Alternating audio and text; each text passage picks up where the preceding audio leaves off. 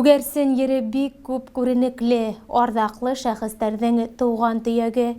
Шуны иҫбатлап, бүгін район модель китапханаһында йылы осрашу үтте. Яҡташтарыбыҙ Зөлфиә Хәйбуллинаның һәм Ғәлиә Әлимғужинаның китаптары йәмәғәтселек тарафына тәҡдим ителде. Уларҙы тәбрик итергә ижадташ дуҫтары, хеҙмәттәштәре, уҡытыусылары, рухташтары, ҡунаҡтар йыйылды. Халық ул үҙе шағир. Шуға һеҙҙең ошо китабы сығыуығыҙ менән һеҙҙе ҡотлайым. Шиғыр да, ғәҙәттә, гәзиттә айлык ваҡиғалар, айлык фекерҙәр туплана бит. Журналдарда йыллык журналдар фекерҙәр туплана, ә китапта быуатлык фекерҙәр туплана. Һеҙҙең китабығыҙ ул быуатҡа етерлек, 100 йылға етерлек, һеҙҙең балаларығыҙҙың балаларына етерлек бит. Ул китаптың мәғәнәһе лә шунда, ул ҙур тигән һүҙ бит инде. Оның кеңерәк мәғәнәлә алырға кәрәктер инде. Донъя матур, донъя мөғжизә ул. Матурлыҡтың юҡтыр сиктәре. Бары кешегә хас матурлыҡтар, туғанлыҡ һәм дуҫлыҡ ептәре, мөхәббәт һәм һөйөү хистәре, тип яҙа районыбыҙҙың талантлы кешеләренең береһе, педагогик хеҙмәт ветераны, Зәйнәб Бейешева исемендәге премия лауреаты Ғәлиә Әлимғужина. Бөгөн беҙ уның «Күңелем моңо» тип исемләнгән йыйынтығының исем туйын туйлайбыҙ. Ғәлиә Хәт ҡыҙы Юлдыбай ауылында тыуып үҫә. Бала саҡтан йыр-моңға, нәфис һүҙгә маһир була. Был йыйынтығымдың донъя күреүе минең өсөн ҡаҙаныш. Күңелем моңо һеҙгә барып етһә, мин бик шат булыр инем, тине ул шатлығы менән уртаҡлашып. Минең яҙа башлауым университетта уҡыған йылдарға тура килә. Ни өсөн тигәндә, унда беҙҙең беренсе курстан уҡ Тимерғәле Килмөхәмәтов ағай етәкләгән Шоңҡар түңәрәгенә йөрөү бәхете тейҙе. Ғөмүмән, БДУ-ның филология факультеты, тормошҡа өйрәтеү мәктәбе, кешеләрҙе яратырға, мәктәпте яратырға, балаларҙы яратырға, ихласлыҡҡа, тоғролоҡҡа өйрәткән оло бер мәктәп булды тиһәм дә хата булмаҫ ине. Шоңҡар түңәрәгендә бик күп яҙыусылар үҙҙәренең тәүге ҡәләмдәрен тибрәткәндәр, бик күп шағирҙар унан сыҡҡан. Минең яҡташым, мәҫәлән, Рәмил Йәнбәк, БДУ-ла уҡыған йылдарында ошо түңәрәктә яҙыша башлаған. Унан һуң инде юғары белем алғандан һуң мине яҙмыш Күгәрсен мәктәбенә ташланы. Күгәрсендә балалар менән бергә эшләү, төрлө кешеләр менән осрашыу, күп нәмәгә өйрәтте. Тәүҙә шиғырҙар яҙҙым, унан һуң инде төрлө конкурстарҙа ҡатнашып, хикәйәләр, аҙаҡ инде тәржемәләр менән эшләргә тура килде. Миңә бигерәк тә үҙебеҙҙең яҡташыбыҙ Александр Павлович Филипповтың поэзияһы күңелемә яҡын ине. Шуға күрә мин уның шиғырҙарын уның рөхсәте менән тәржемә итергә йөрьәт иттем. Һәм ул башҡортса сығарылған китабында минең ошо шиғырҙарымды китапҡа индерермен тип уйлаған ине. Әммә ләкин ҡыҙғанысҡа ҡаршы уның был китабы сыҡмай ҡалды. Донъя күрмәне. Был йыйынтыҡта күбеһенсә ниндәй әҫәрҙәр, ниндәй шиғырҙар ингән һәм ни өсөн уны һеҙ «Күңелем моңо» тип атаныҡ? Был китабымда мин «Күңелем моңо» тип атаным. Тәүҙә үк ошо күңелемдә ятҡан,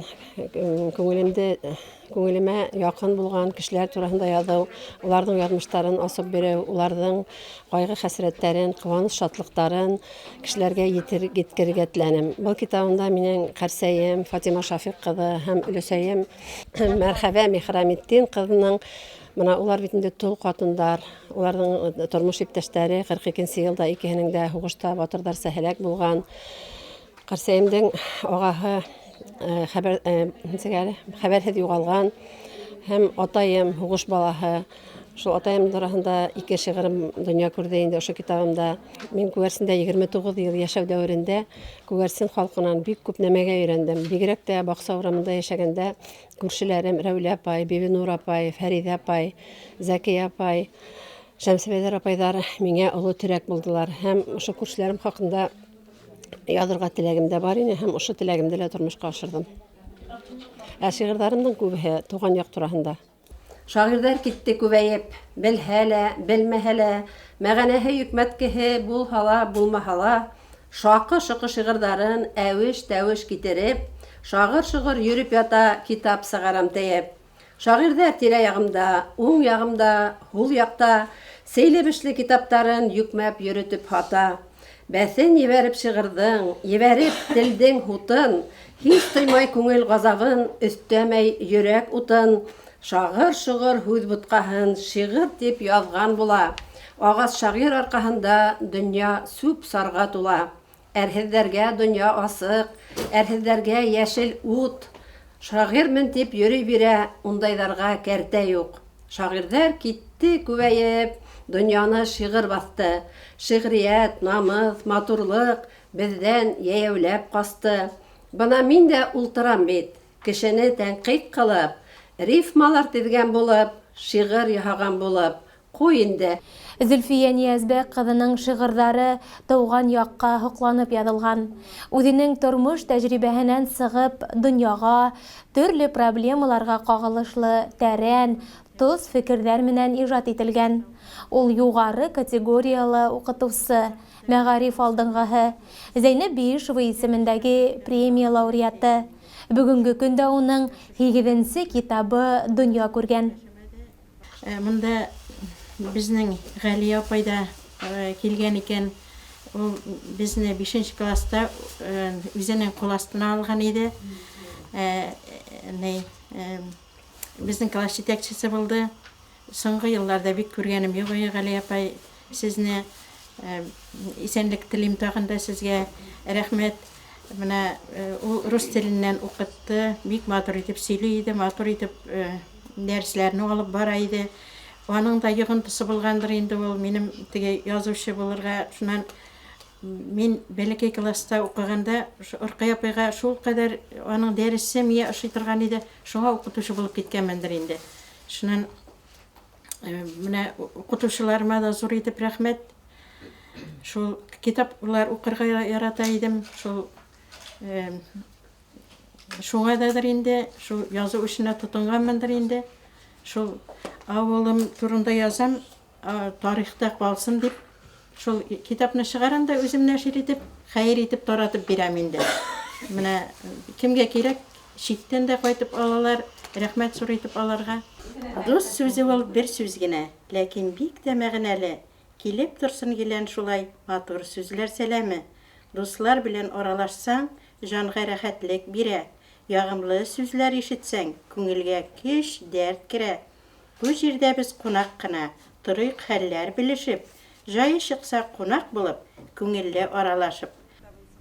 Районда Олы Өйөк буйында тип исемләнгән әҙәби берекмә эшләп килә. Ғәлия апай менән Зөлфиә апай икеһе лә был берекмәнең иң оло ҡәләмдәштәре. Бынан тыш уларҙың ижад емештәре йыш ҡына район гәзитендә лә донъя күрә. Кисәлә һәр ҡатнашыусы йылы һүҙҙәрен еткерҙе, хәтирәләре менән бүлеште, бүләктәрен тапшырҙы.